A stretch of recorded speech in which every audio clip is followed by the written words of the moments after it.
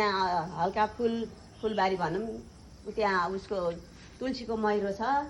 अब तुलसी रोप्ने अब बेला आउँदैछ। यहाँ लालपाते छ, फुल्ने बेला भयो होइन। यी सबै यो अगाडि काटेको अशोकको हाँगा ल्याएर यहाँ राखेका छौँ।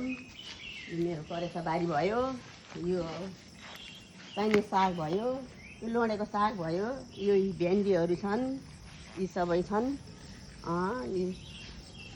यीको मन्टापस जस्तै फुल्या टिप्ने बेला भएको छ। यहाँ बेलौती फल्या छ, यहाँ बेलौती फल्या छ, कागतीहरू छ, गिरमलाका बुट्टाहरू छन्। यी बेलौती भयो।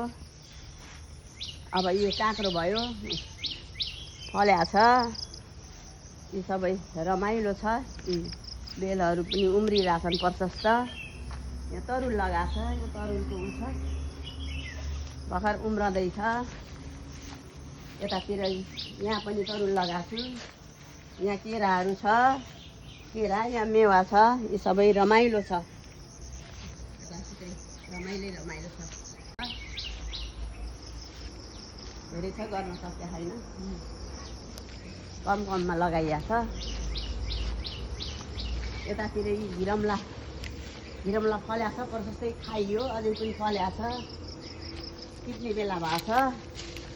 ल तपाईँहरू पनि नजिक हुनेहरूलाई खान इच्छुक हुनुहुन्छ भने म दिन रेडी छु। रमाइलो छ। यहाँ आँप फल्या छ, आँपहरू छ, माथि छ, फल्या छ, हल्का पातलो फल्या छ। सबै रमाइलो छ। ड्रागन फ्रुट लगाएको छु। भुइँमा पानी जमेर मर्छ भनेर मैले उमा क्यारेटमा माटो राखेर रोपेछु। यी सबै राम्रो भएको छ। साथीले दिनुभएको हो बिरुवाहरू, ल्याएर रोपेछु। सबै रमाइलो छ।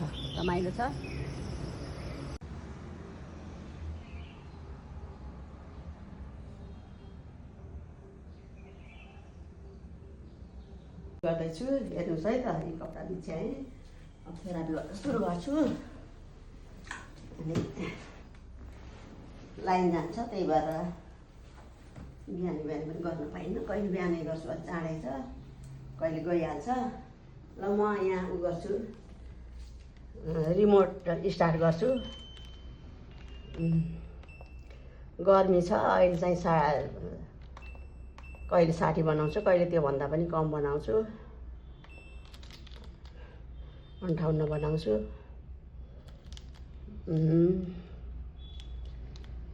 यो हो।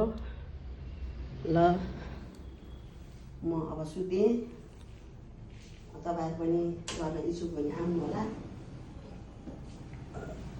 यही हो सिस्टम। अनि अब जो नजिक हुनुहुन्छ उहाँहरू आउनुहोस्। यो चाहिँ ब्लक हो, 9वटा ब्लक।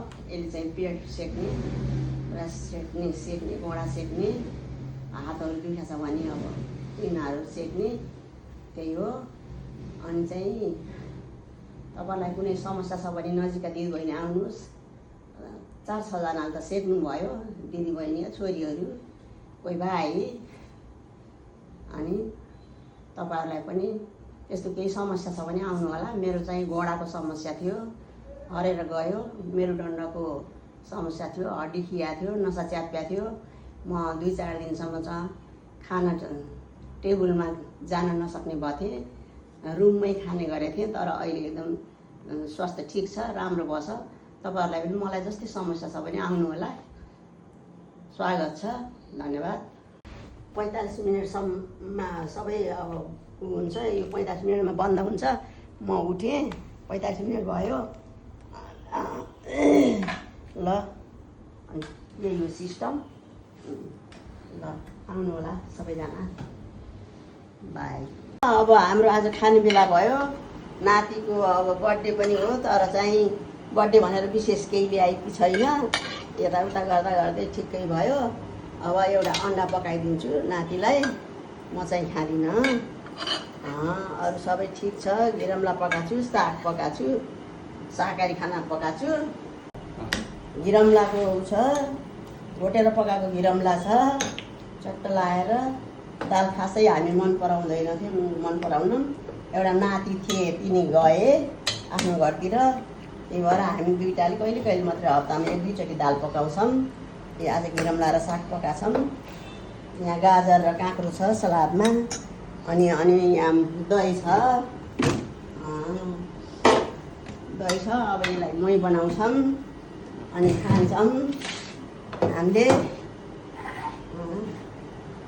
ल म मही पार्दैछु।